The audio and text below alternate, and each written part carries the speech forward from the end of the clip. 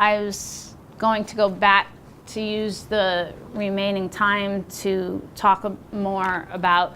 that particular case that I was describing, because I think that it's a really good example of what happens when a company, HR, management decides to take the easier path, which is understandable, but they don't want to make the tough decisions, which could involve firing or disciplining a valued employee, because sometimes it's valuable employees that are engaging in the abusive conduct. And although that particular individual might really help the company bottom line, the problem is that if you let one person get away with it just because they happen to be productive, then the employer is telling everybody that you work at a place where if you're bringing in the money, then we're going to look the other way. And while it's a slippery slope, so while maybe you have a manager who just curses a lot and the company has decided, well, he makes us so much money, we're just going to let him curse, even though it offends some of the employees. The next thing you know is that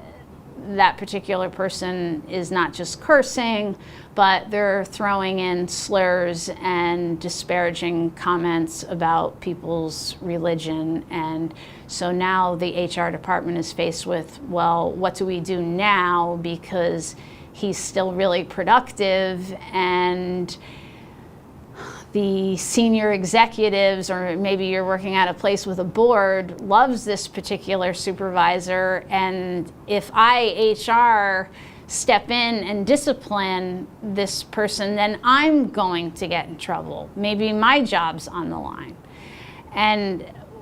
when a company allows HR or the person that they have tasked with implementing and holding people accountable for policies, place them in a position where they think that they might lose their own jobs for enforcing this, then you have a situation in the lawsuit that we filed, which is an absolute nightmare for companies, because you have an HR department that is essentially a shell and a space where employees consider it not just a joke, not just, a waste of my time, but a place that if they actually follow the procedures in the employee handbook, that they're going to lose their jobs because they're going to be retaliated against, then effectively you have given employees nowhere to go or no other option except picking up the phone and calling a lawyer like myself. And because if you can't complain internally without losing your job, then what are you going to do? And that's the situation that this particular company found itself in, because it never dealt with the bullying white female supervisor who year after year understandably felt more privileged and more emboldened to take it to another level because she hadn't been disciplined to date, and it seemed apparent that not only was the company looking the other way, but they were fully aware of what she was doing, but they didn't say anything, so therefore they're fostering her ability to engage in this behavior. And then that messages to all the employees that they better not speak out, or they better not say anything, or here's the door. And